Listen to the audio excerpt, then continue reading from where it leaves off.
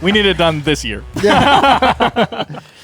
Hey guys, I'm with Dennis from Deck of Wonders, and he's gonna, well, we've already talked about it before, but because we shamelessly love this game, we're gonna ask him to talk about it you guys again. I shamelessly love you guys. Yeah, thanks for coming by the booth.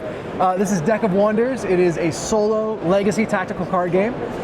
So if you play Hearthstone or Magic the Gathering versus card games like that, you know exactly the feel of what this game captures. The difference is that it's a solitaire experience. Right. And it's also a legacy experience. There's a story that's going to unfold as you play that is also going to change the mechanics of the game. And I should stop there. It's not Destruction Legacy. You don't have to rip up any cards. Totally. I had so many people worried about that, so I always put that up front. I've been using the term soft legacy. I feel like soft legacy because you can reset stuff back, you know, unlock different things with different playthroughs. Soft focus, rose tinted legacy. There it is. There it is. But yeah, the story of the game is that you have stolen the Deck of Wonders from Fate herself. Think of her as like the goddess of this world, and the Deck of Wonders is a powerful magical artifact. So you're running away from her. She's sending both barrels at you, sending all these villains into your path, upending everything. You got all the bad luck in the world because fate's against you. And you're just trying to stay one step ahead as you escape with the Deck of Wonders. Now, the villains that you go up against are many, and they all have unique rules that you're going to have to change your strategy for.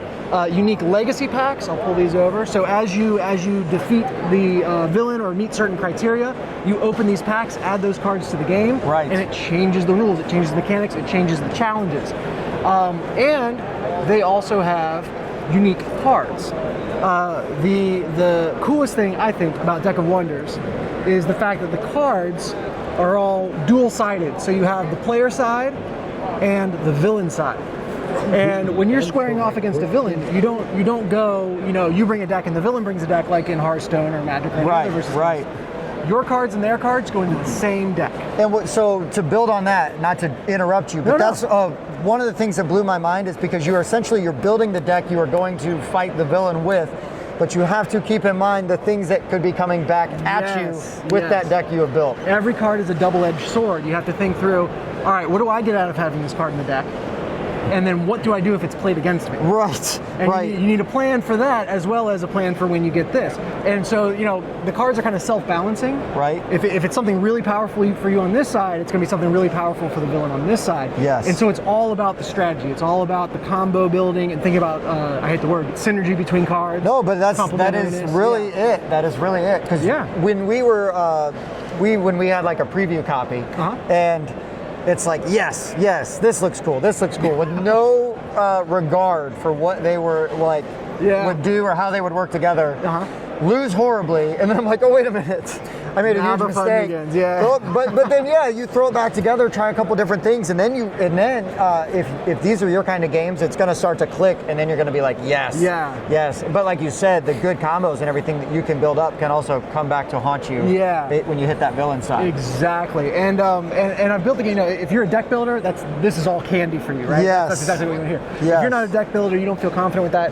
I have suggested decks for every villain. So you can just grab, I don't know if you can see this, but the first 2 rows of cards here, shuffle them together, and you're good to go. Right.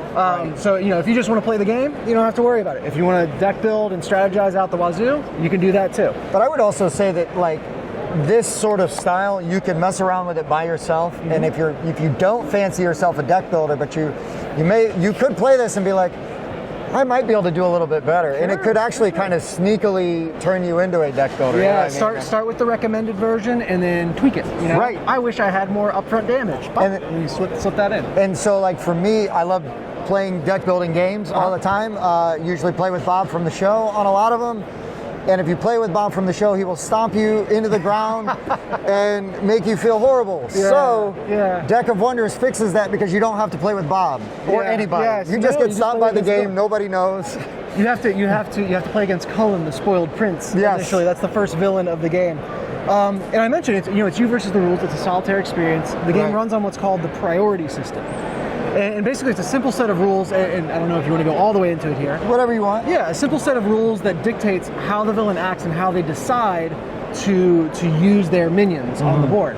And basically, the player has agency in that. You get to kind of pick your battles and influence how the villain behaves, but it's all within a set of parameters within the rules. And so, you're trying to outsmart the villain since they are kind of objectively overpowered. Fate is against you there, or she is for the villain. And so all the villain sides of the cars are more powerful. They get to act faster. They have every advantage. Your only advantage is your brains and your cleverness as you're going against Fate. I love it. Yeah. I love it. So that's Deck of Wonders. It should be available kind of to the general public in August. Barring World War III or whatever. Right, right. And you're taking pre-orders, right? I'm taking pre-orders right now. And where can you find the pre-orders? You can find the pre-orders on GameFound, or obviously I've got a QR code there. I imagine you can maybe link on the video, what have you. deckofwondersgame.com will also get to you to all the places that you need to be. Pre-order it, and you will also get the PNP files for free, and you will get the Deck of Wonders digital art book for free. And I would be ashamed of myself if we did not mention that you roped in a fantastic artist to do the art for all of your cards, and it was a huge hook for. I mean, we were excited to talk to you anyways initially, way back. But then, like, what a hook when we get to see some of the art, and then it's like, holy smokes, like, 'cause it's so vibrant and beautiful. Lauren Brown is her name, LAB Illustration. You can find her on all the socials, and she does amazing work. I'm going to grab a card to show, and I can't decide what one to grab because they're all all good. Yeah, I'll go. I mean, a personal favorite of yours I know is the Pixie Archer. Yeah. And because every card is two-sided, you've got this like twisted mirror for every piece of art. You've got kind of the Lauren calls it the tame side and the wild side. The wild side. And sometimes the wild side is the good side, or sometimes it's the bad side. Sometimes the tame side is the good side and the bad side. There's a story within every card because it's essentially a two-panel comic.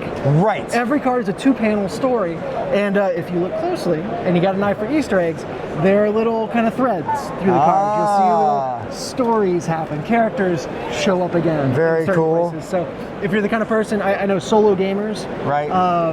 It's a slower experience. You like to pour over rules. You like to it's meditative. Yes. And you can do that with this art. I've said it's a solo game. I should also mention you can play it co-op. Right. That's easy enough, and you can play it co-op with just one box. Oh yeah, so this is everything you need to play this full solo experience or the full co-op experience. And and it's complete co-op. No, take that or anything against anybody else. Exactly. But it's again. We've already talked about this game a ton. I don't care because I like talking about it, so I definitely don't mind talking about it more. I appreciate that. No, man, no. It's when you got a good thing going, you got to keep it going. Also, it would bear mentioning that Foreteller is paired with Dennis. Oh yeah, for Deck of Wonders. That's the entire reason I'm here. So there's story segments to the game. I mentioned the legacy packs. Whenever you open a legacy pack, it has the cards that go into the game. It also has story cards that kind of advance what's going on. And those you can get with full audio production. Not just great voice acting, though there's that. Not just like music and a score, there's that. There's also like the sound effects and the way it's set up in the app. You can easily find what you're listening to. It's a really cool experience and brought these cool characters to life in a way that I never expected. And it's not necessary, but it just creates this really awesome ambiance, right? As you're going through and you're playing and you're doing the thing. It's necessary. You should get it. It's awesome. Yeah. I got a sneak peek of some of the audio yesterday, and I was so good. Yeah, so it's good. Really good. It takes it to a whole new level. Yes, takes it to a whole new level. Yeah. All right, Dennis, I'm gonna stop bothering you this time. But thank you so much. We will keep it going in the future. Oh, I love hanging out with you guys. So thanks, guys. Thanks for checking out the Board Game Rundown. If you like what you saw, like, comment, and subscribe to our channel. Share our videos on social media and spread the word. We publish new content weekly, including reviews, unboxing, and Let's Plays. And as always, thanks for watching.